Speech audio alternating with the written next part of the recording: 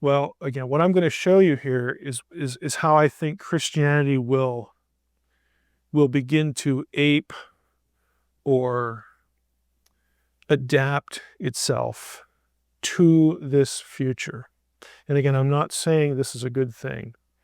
We all know already, this isn't news to anybody, that church as we know it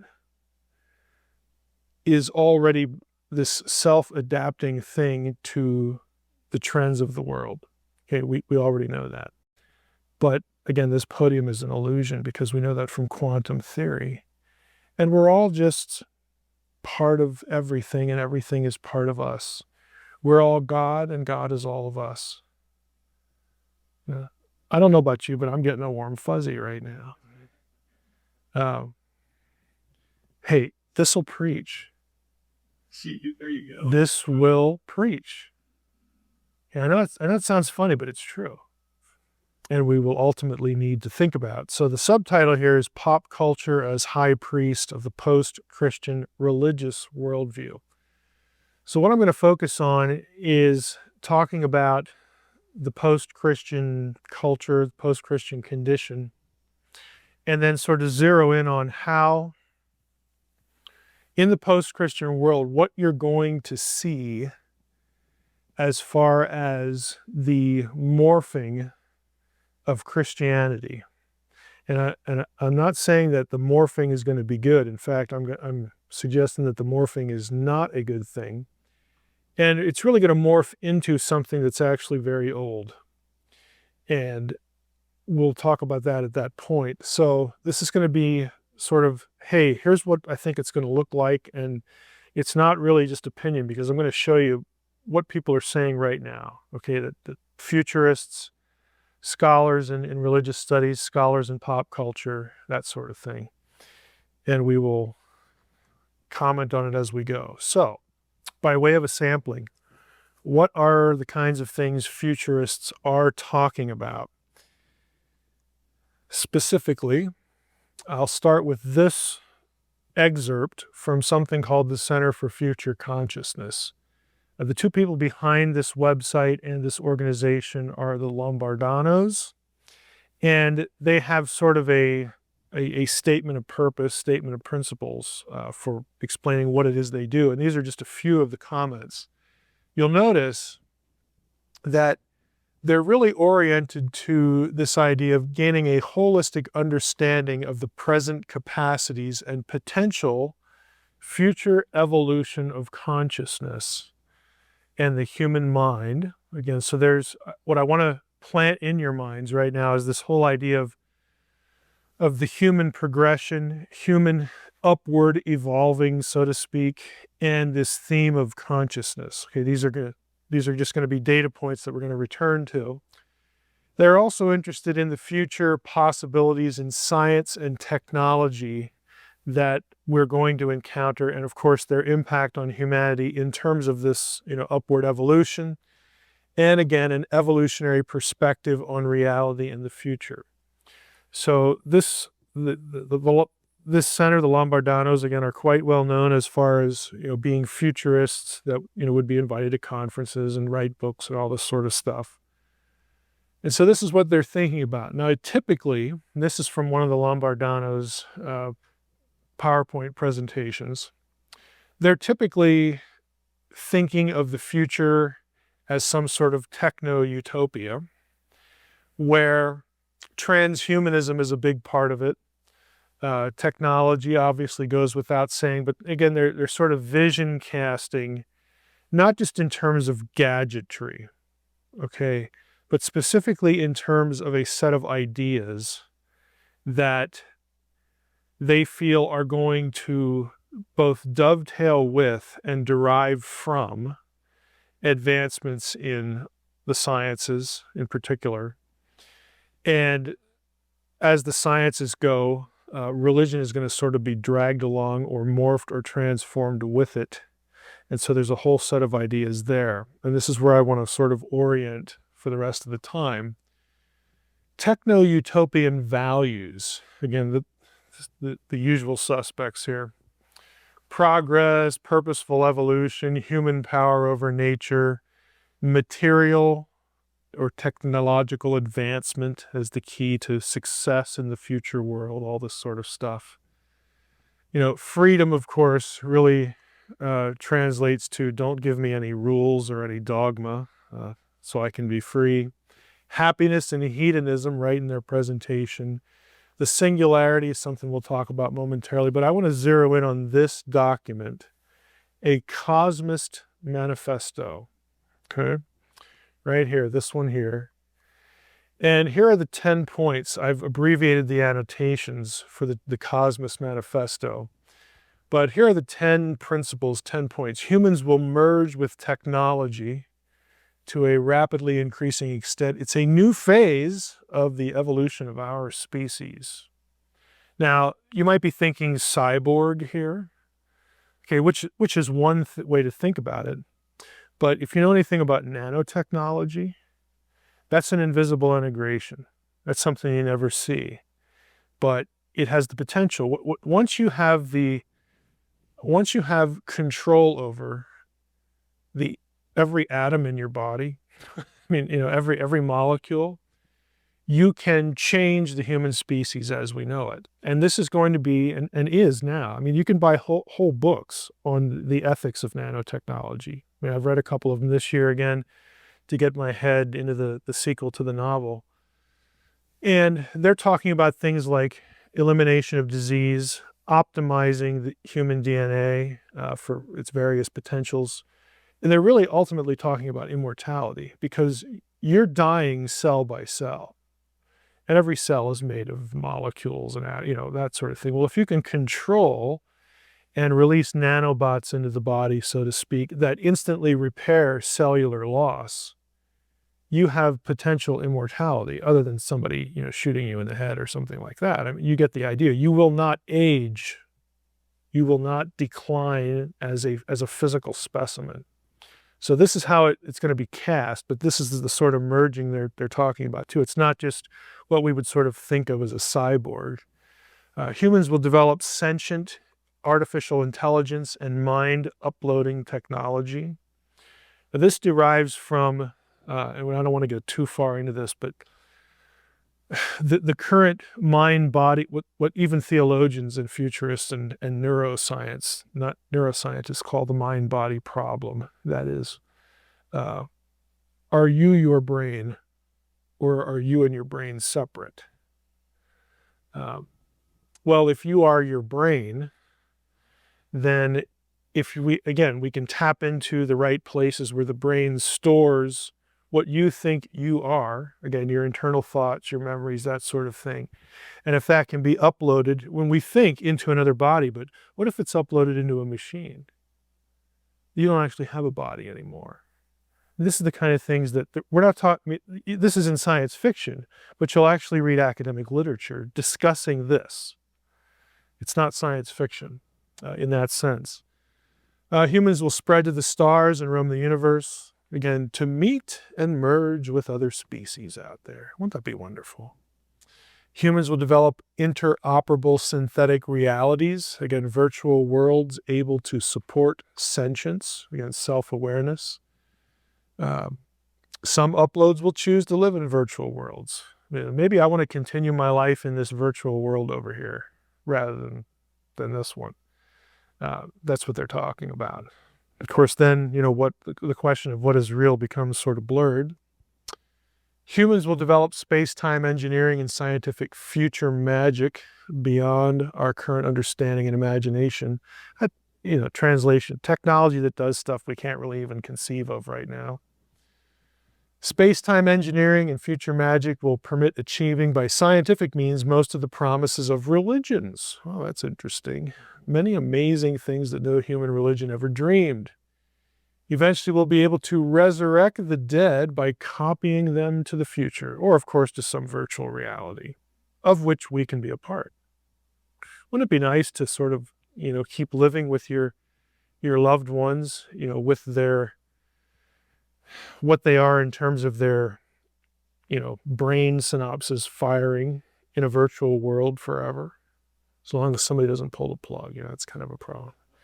Kind of need the electricity there, but Intelligent life will become the main factor in the evolution of the cosmos, steering it toward an intended path. Technological advances will reduce material scarcity drastically. Of course, everyone will have all that they need, of course. We talked about that the last time with utopianism. New ethical systems will emerge, well, I guess so, based on principles including the spread of joy, growth, and freedom through the universe. And 10, all these changes will fundamentally improve the subjective and social experience of humans and our creations and successors. Again, this is the points of the Cosmist Manifesto. Now, let's say that a lot of that stuff just sort of takes off and becomes reality. A lot of it, in fact, I would be willing to say all of it is in some form on the table now and either being planned or in some cases the initial starting points for it are already implemented. In other words, we're on these paths already. And again, I'm not talking about science fiction writers. I'm not talking about wacky Christians that just, are sort of, conspiracy minded and all. I'm talking about people who don't really give a rip about religion or anything like this, that are working in these fields, and this is the future they see. This is the future they envision. This is the future they're working toward. They're IBMers, okay? The commercials and all that stuff. This is why they got the job and went to graduate school, because they want to do this stuff for whatever set of reasons. So what happens if this trajectory keeps running? What happens to Christianity? Well, again, what I'm going to show you here is how I think Christianity will begin to ape or adapt itself to this future. And again, I'm not saying this is a good thing. We all know already, this isn't news to anybody, that church as we know it is already this self-adapting thing to the trends of the world. Okay, we already know that. So what might we see more of and might see develop? Well, I think God will become spoken of as an eternal divinity. Well, that's kind of nice. God's eternal, isn't he? Sure. God is and always was. He is eternal consciousness. And in some respect, we would say that now. But again, moving Christianity, either keeping it the way it is in terms of the biblical text, biblical Christianity, retaining that or destroying it is a matter of controlling the vocabulary. It is not difficult. If you control the vocabulary, you win the day. All right? All it takes is the implementation of mass media, which what I really mean by that is repeating it often enough to enough people that thinking shifts. It's not difficult. This is as simple as you can make it. It's just a logistic issue. Okay? So God is and always was. He's eternal consciousness. We have monism instead of dualistic theism. Monism, again, is the idea that everything is one, all is one. Dualism, which biblical theology requires, is a firm separation between creator and creation. So material reality, material matter at the quantum level, convinces us that materialism is an illusion. Now, you have physicists already saying this because of the way they apply quantum physics. Think about that. If matter is an illusion, and I realize your minds are already probing the inconsistencies of that statement. Just hang with me. If matter is an illusion, well, then isn't everything God anyway? If God is the only uncreated thing, the only thing that's not matter, and if matter is an illusion, then why don't we affirm monism? Doesn't it make sense? Doesn't monism make sense? It's still God. God's still eternal. Why is that a problem?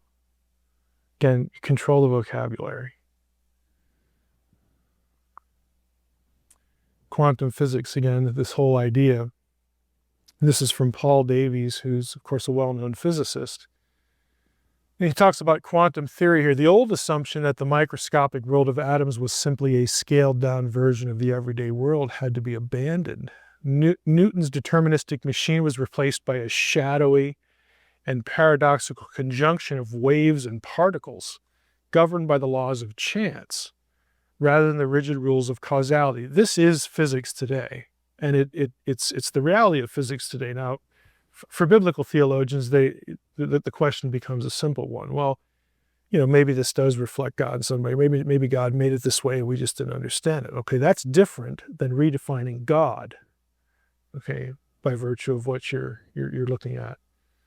So again, when you go down to the smallest level, and we realize even in this is made of atoms, and atoms are jumping around all over the place, and quantum theory says none of that behavior is predictable, so that this thing we call matter is just completely chaotic, completely random. It creates illusions of real things for us. If this is what we're talking about, then matter's an illusion anyway. So isn't everything God then? Isn't it all divine? So we have this eternal divinity idea. We'd also have an eternal humanity element to our Christian theology in the post-Christian context. You could say things like our soul and our mind and our body is a totality, and that's the Hebrew view, don't you know? Eternal consciousness can't be located. It's not limited spatially. It's everything, and it's everywhere. Again, this is quantum physics applied to the human body, the human mind, the human soul. We are all part of the same undefined, unlimited thing that we would call God. We're all one. Transpersonal psychology is part of this. And for those of you not familiar with that term, this discipline studies the transpersonal or self-transcendent or spiritual aspects of the human experience, basically trying to psychologize spiritual experience, spiritual belief, that kind of thing.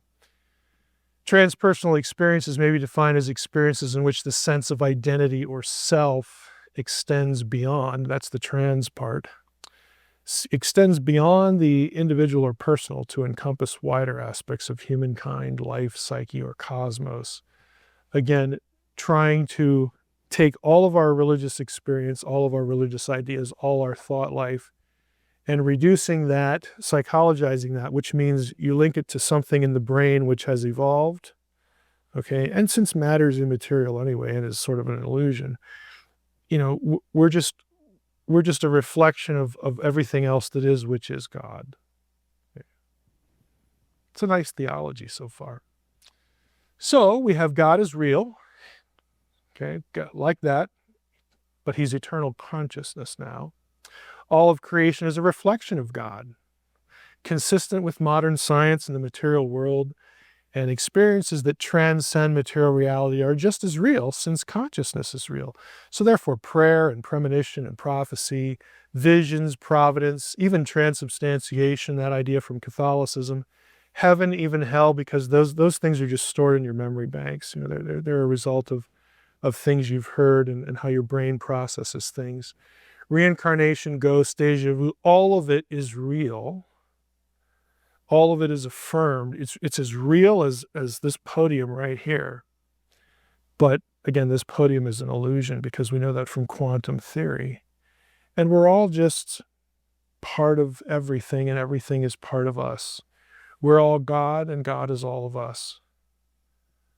I don't know about you, but I'm getting a warm fuzzy right now.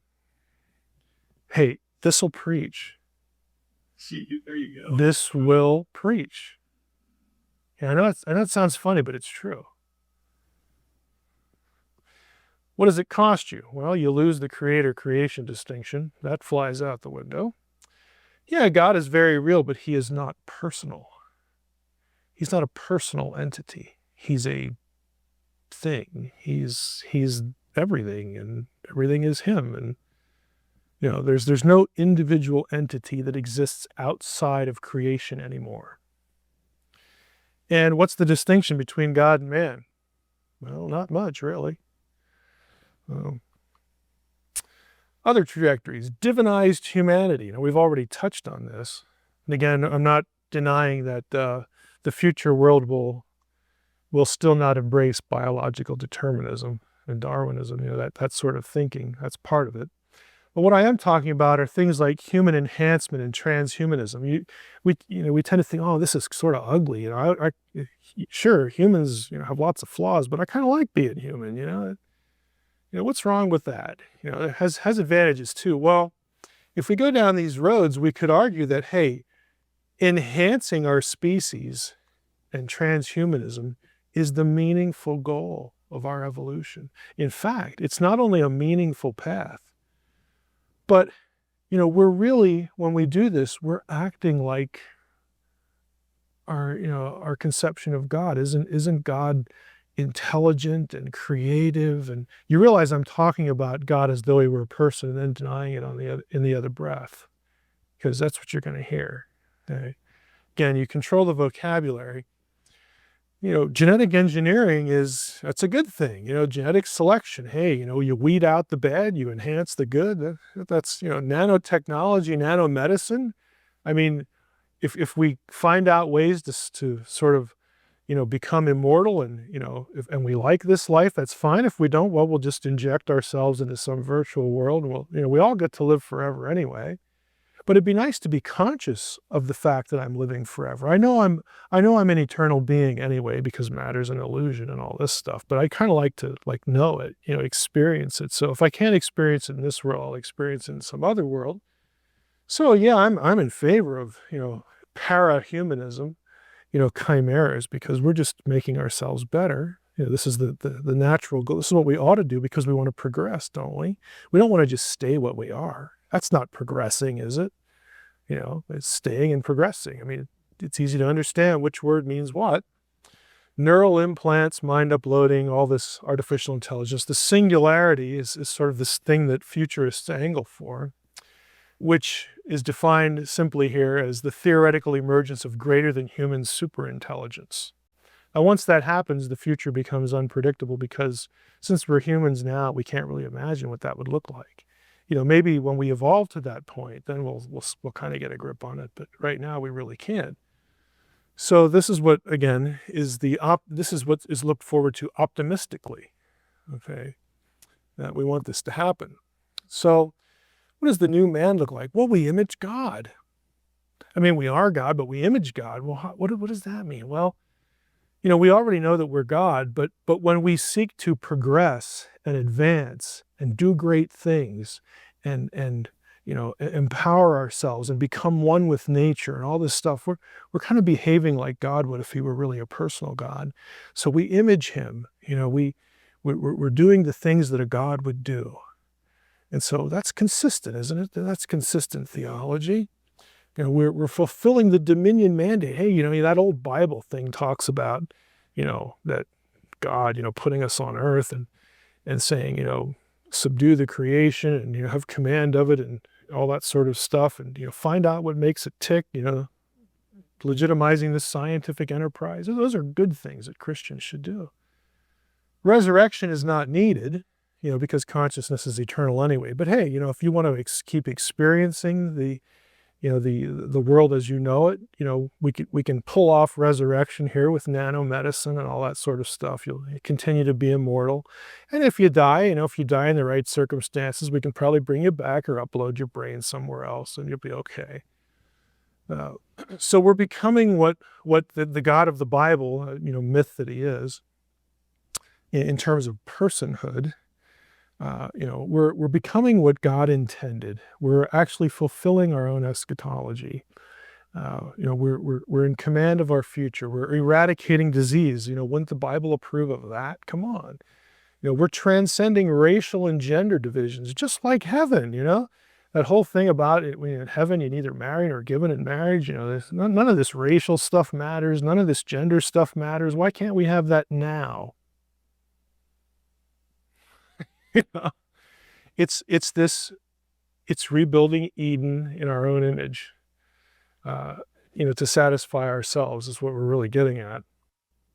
So what's the theological cost? Well, we become divine apart from God's plan of glorification. It redefines salvation only in terms of the end, glorification, rather than it dismisses the means, which is the cross, and the whole reason for it, which is sin. But hey, doesn't the Bible talk about humans being glorified and being in the presence of God? Well, I kind of think that the New Testament's talking about, our new techno-utopia here, that, I know the Bible makes it sound like God's a person, but, we've now discovered through science that, again, matter is an illusion, and we're all part of the same stuff that makes up the universe. And so, how much more divine can you get? How much more beyond human can you get? So, why should we worry about what this primitive book says? I mean, at the base of it, it was correct. Okay? The supernatural is real because there's really no such division as natural and supernatural and all this stuff. I mean, I'm manipulating the vocabulary all over the place here because I only have an hour to do it. If I have 50 years to do it, I can take it one piece at a time. It's not a difficult thing, especially if you have churches filled with people who aren't looking for any of it, and frankly are biblically illiterate. I mean, let's just be honest. They're not thinking about this, and I don't want to say church shouldn't be about fellowship and about broken people getting fixed and stuff like that. That people do have real needs. I get that. And frankly, I'd rather that kind of healing occur in church than anywhere else. But that is not all it is.